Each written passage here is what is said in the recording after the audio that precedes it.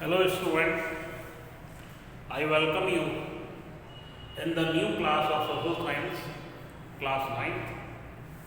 Today I am starting the chapter of history.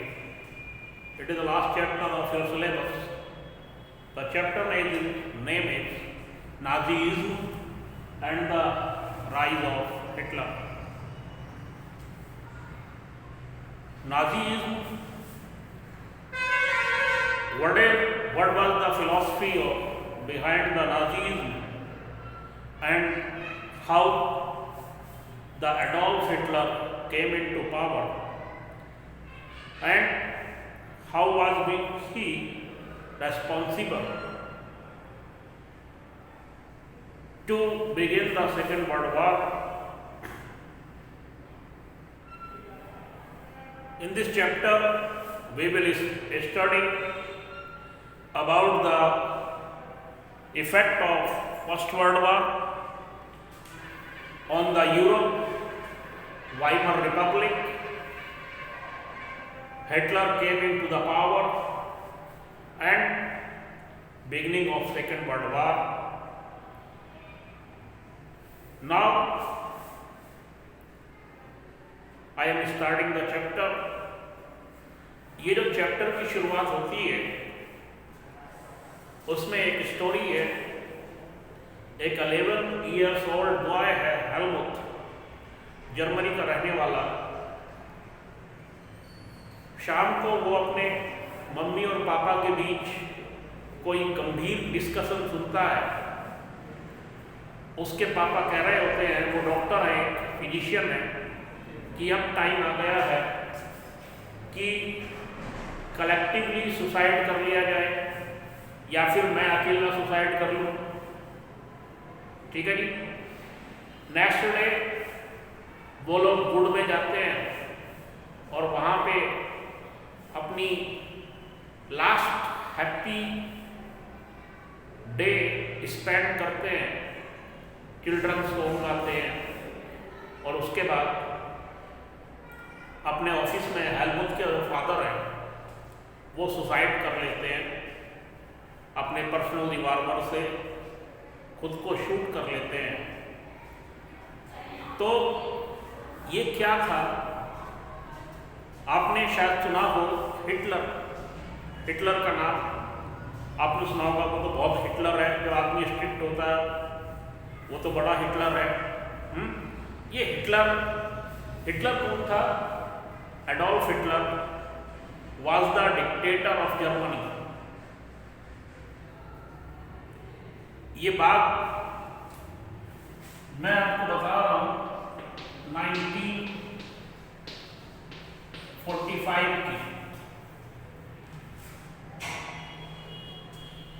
जब second world war खत्म होता है 1945 में, तो जर्मनी की आर्मी ने सरेंडर कर दिया था एलाइज पावर के सामने और एडोल्फ हिटलर और उसका जो प्रोपेगेंडा मिनिस्टर था उसकी पूरी फैमिली ने सुसाइड किया था बर्लिन के बंकर में। बंकर होता है जब युद्ध चल रहा होता है तो एयरफोर्स के फाइटर प्लेन्स के अटैक से बचने के लिए जमीन के अंदर बंकर बना लेते हैं अपनी जान बचाने के लिए। वो बंकर कहलाते हैं। तो बर्लिन जर्मनी की कैपिटल है। बर्लिन के बंकर में उन्होंने सामूहिक तौर से सुसाइड किया था। उसके बाद एक ट्रिब्यूनल बनाया गया, फास्ट ट्रैक कोर्ट बनाया गया, जिसमें जर्मनी को सेकेंड वर्ल्ड वॉर के लिए दोषी पाया गया और जर्मनी को दुनिया में शांति भंग करने के लिए और मानवता का दुश्मन ठहराया गया। इस चैप्टर की शुरुआत यहाँ से होती है। तो इसमें मैं दो बातें आपको पहले बताना चाहूँगा कि दुनिया में 2 वर्ल्ड वॉर हुए। फर्स्ट वर्ल्ड वॉर,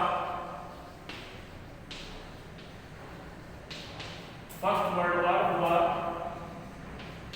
1914 से 18 और सेकेंड वर्ल्ड वॉर हुआ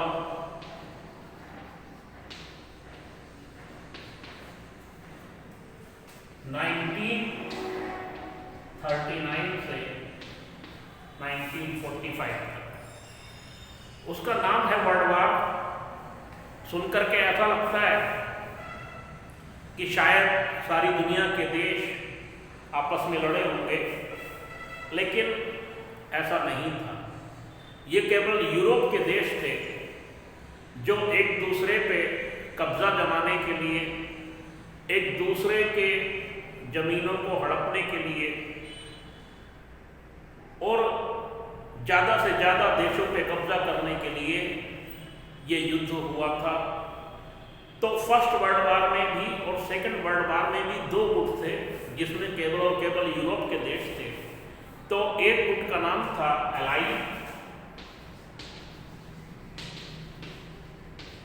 एलाइड जो ग्रुप था, इसमें इंग्लैंड, फ्रांस और रसिया, फर्स्ट वर्ल्ड वॉर की बात बता रहा हूं, इंग्लैंड, फ्रांस और रसिया शामिल थे। दूसरा जो गुट था वो कहलाता था एक्सिस पावर। एक्सिस पावर में जर्मनी और ऑस्ट्रिया थे फर्स्ट वर्ल्ड वॉर में। जर्मनी, ऑस्ट्रिया, ये देश आपस में लड़े थे, तो उसको नाम दे दिया वर्ल्ड वॉर।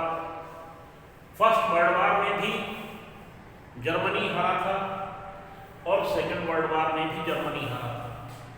अब इस चैप्टर में जो स्टोरी है वो फर्स्ट वर्ल्ड वॉर और सेकेंड वर्ल्ड वॉर के बीच के जो 1918 से और 39 के बीच लगभग 20-21 ईयर्स जो थे, उनके बीच क्या क्या हुआ, ये उसकी स्टोरी है।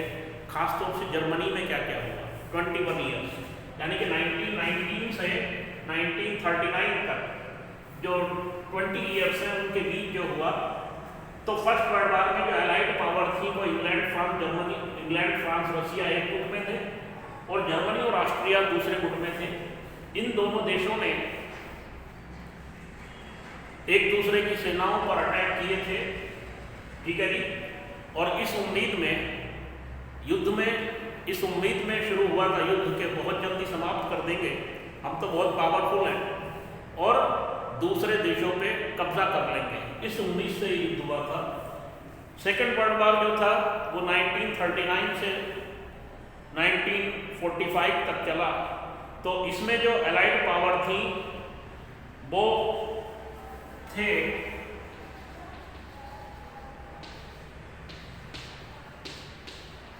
यूके,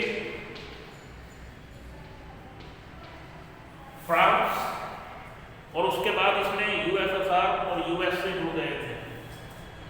उसके बाद इसमें यूएसएसआर और यूएसएसआर यूनाइटेड सोवियत सोशलिस्ट रसिया, ये रसिया का पूरा नाम था यूएसएसआर।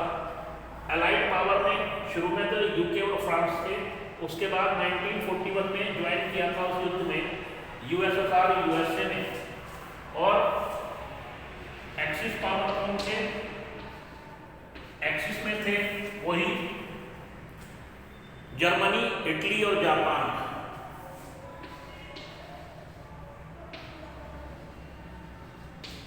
जर्मनी, इटली,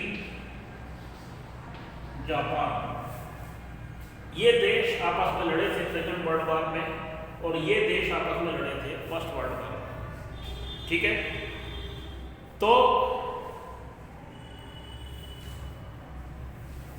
शुरुआती सालों में 20वीं सेंचुरी में ये जो जर्मनी था ये एक पावरफुल कंट्री था, पावरफुल देश था जर्मनी। और ये युद्ध लड़ा फर्स्ट वर्ल्ड वॉर, और सारे के सारे जितने भी देश थे जो इस फर्स्ट वर्ल्ड वॉर में लड़े, वो इस उम्मीद के साथ लड़े कि युद्ध बहुत जल्दी समाप्त हो जाएगा। लेकिन ये युद्ध 4 साल से ज़्यादा चला, इसमें बहुत ज़्यादा बर्बादी हुई, और उसके बाद इसमें जर्मनी की हार हुई। अब देखिए birth of Weimar Republic.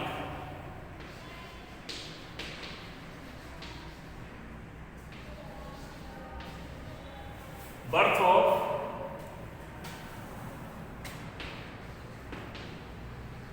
Weimar Republic. ये वाइमर रिपब्लिक क्या था? रिपब्लिक मीन्स गणराज्य। ये जर्मनी में डेमोक्रेटिक गवर्नमेंट बनी वाइमर में, जो वाइमर रिपब्लिक के नाम से जानी जाती है।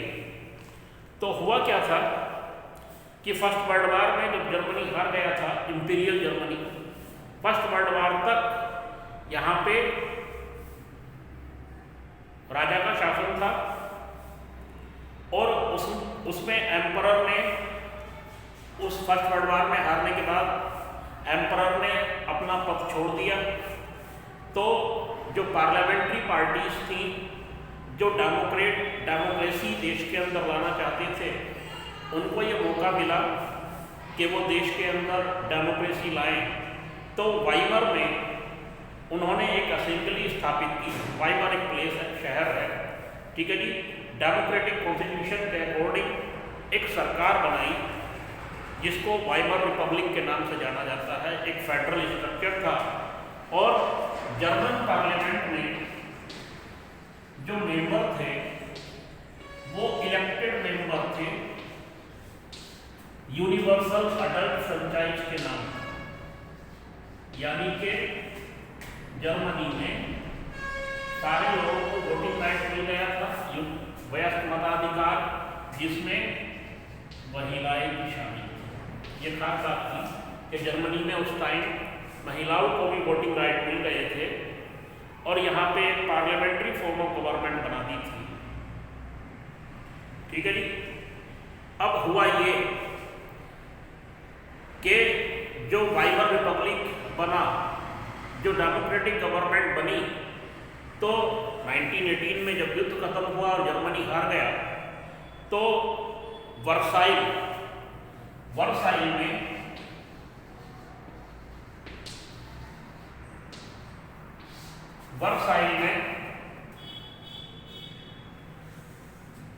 एक ट्रीटी हुई।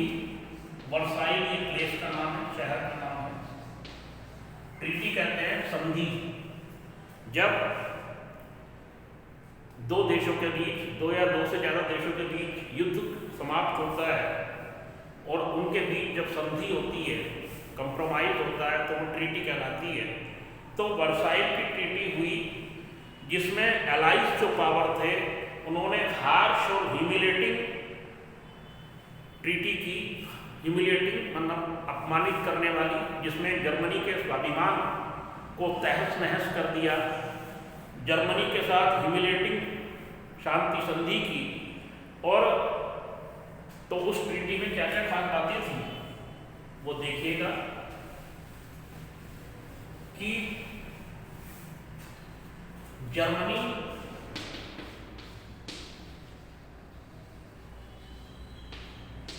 लॉस्ट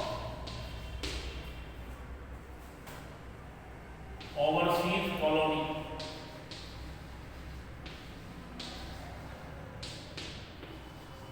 जर्मनी ने दूसरे देशों में जाकर के जो कॉलोनी बनाई थी वो उससे ले ली गई।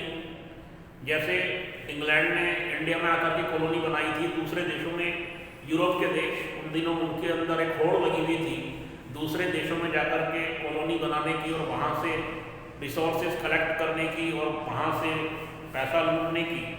तो जो वर्साइल ट्रीटी हुई उसमें जर्मनी के जो ओवरसीज कॉलोनी थे उनको ले लिया गया, और जो आयरन ओर था जर्मनी का वो 75% से लिया गया। जो आयरन और रिजर्व था, कच्चा लोहा, ठीक है, आयरन और रिजर्व वो ले लिया गया। और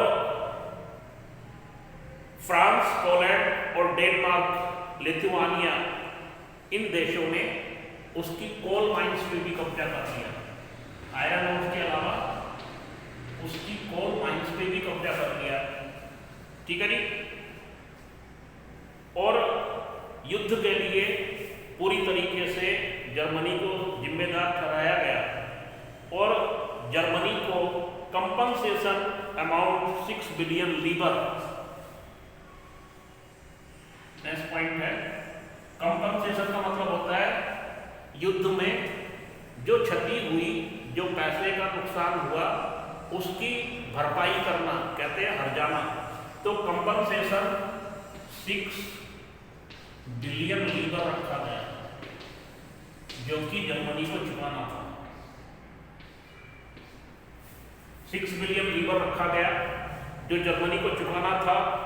और जर्मन को, तो जर्मनी के जो लोग थे, क्योंकि उस ट्रीटी में वाइमर रिपब्लिक के लोग शामिल हुए थे, जो वाइमर रिपब्लिक में जो डेमोक्रेटिक गवर्नमेंट बनी थी उस ट्रीटी में शामिल हुई थी, इसलिए जर्मनी के लोगों ने उस हार्श और ह्यूमिलेटिंग वर्साइल ट्रीटी के लिए वाइमर रिपब्लिक को जिम्मेदार ठहराया। और जो लोग थे वो किससे, डेमोक्रेट से, सोशलिस्ट से और कैथोलिक से घृणा करने लगे। यहाँ से रास्ता मिलता है हिटलर को पावर में आने का और हिटलर को डिक्टेटर बनने का, क्योंकि जर्मनी के लोगों का डेमोक्रेसी से पूरी तरीके से विश्वास उठ गया था और जर्मनी के लोग वाइमर रिपब्लिक को पूरी तरीके से जिम्मेदार मानते थे, जो हार्श और ह्यूमिलेटिंग ट्रीटी हुई थी वर्साइल में उसके लिए। क्योंकि जो एलाइज पावर थी, क्योंकि वो युद्ध में जीत गई थी और वो पावरफुल हो गए थे, जर्मनी हार गया था, तो पूरी तरीके से जर्मनी को युद्ध के लिए जिम्मेदार ठहराया। उसके कोल माइंस, उसके आयरन और माइंस ले लिए, उसको 6 बिलियन लीबर का हर्जाना भरना पड़ेगा, उसको पैसा देना पड़ेगा, और उसकी जो ओवरसीज कॉलोनीज थी वो सब ले ली। तो इससे जर्मनी के लोगों का जो आत्मसम्मान था वो आहत हुआ, जर्मनी के लोगों को के स्वाभिमान पे चोट लगी। यहाँ से रास्ता मिलता है हिटलर को डिक्टेटर बनने का। इसके बाद देखिए इफेक्ट ऑफ वार, उस वार के इफेक्ट क्या क्या हुए।